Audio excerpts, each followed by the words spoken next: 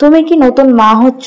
এই সুখবরের সাথে তোমার আর একটা কিন্তু খবর জড়িয়ে আসছে, সেটা হলো গর্ভাবস্থায় ব্লিডিং বা বাদামি রঙের ডিসচার্জ।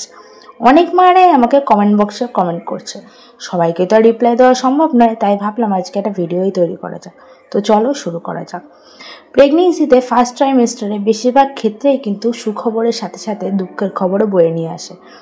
যেমন ধরো, তুমি সুস্থ প্রেগনেন্সি ক্যারি করছো, হঠাৎ একদিন খেয়াল করছো তোমার ভাজাইনার ভেতর থেকে কোনো রকম ডিসচার্জ, সেটা একদমই নর্মালি নয়। হোয়াইট ডিসচার্জের মতো রেড ডিসচার্জ, ব্রাউনি ডিসচার্জ, কারো কারো পিঙ্ক ডিসচার্জও বেরোচ্ছে। এটা কেন বেরোচ্ছে? এটা হওয়া মাত্রই যবে থেকে জানতে পারছো যে ব্লিডিংয়ের সমস্যা হচ্ছে, সচেতন হয়ে যাও। এই ব্লিডিং কিন্তু তোমার এই সুখের প্রেগনেন্সিটা কিন্তু দুঃখের প্রেগনেন্সি করতে 1 সেকেন্ডও সময় লাগবে না। এই ডিসচার্জটা প্রধানত 3টে কারণে হয়ে থাকে। এক, আগে হয়তো তুমি প্রেগনেন্সি কনসেপ্ট করেছো, সেটা অ্যাবর্শন হয়ে গেছে বা কোনো কারণে নষ্ট হয়ে গেছে, সেই কারণে ডিসচার্জ হয়ে থাকে।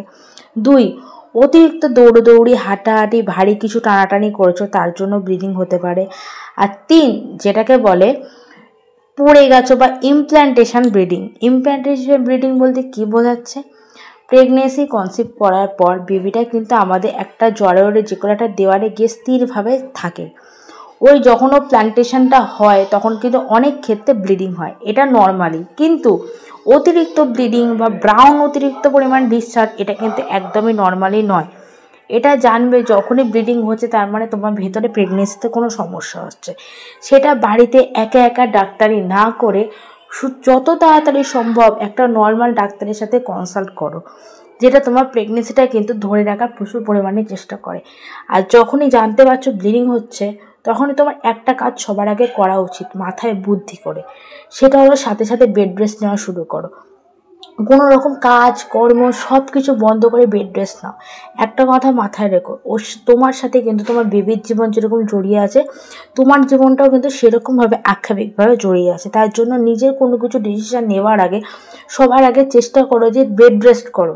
তারপরে কী করবে, ডক্টরের সাথে কনসাল্ট করো। অনেক ক্ষেত্রে কী হয় জানে, এইটুকু টাইমের মধ্যে অনেকেই মিসক্যারেজ হয়। 100-র মধ্যে 80% মায়েদেরই কিন্তু মিসক্যারেজ হয় ঠিক এই সময়টায়, তুমি যদি সঠিক ডিসিশান বা সঠিক পদক্ষেপ না নাও।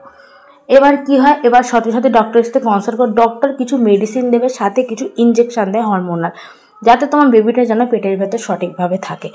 পেটের ভেতর সঠিকভাবে থাকতে গেলে তোমার কিছু মেডিসিন খেতে হবে, কিছু হরমোনাল ইনজেকশান নিতে হবে, যেটা তোমার বেবিকে সুস্থ রাখবে। তো আজকে ভিডিওটা এত অবধি। যদি কারো উপকৃত হয়ে থাকো তাহলে অবশ্যই আমি চ্যানেলটি সাবস্ক্রাইব করে পাশে থেকো। Thank you.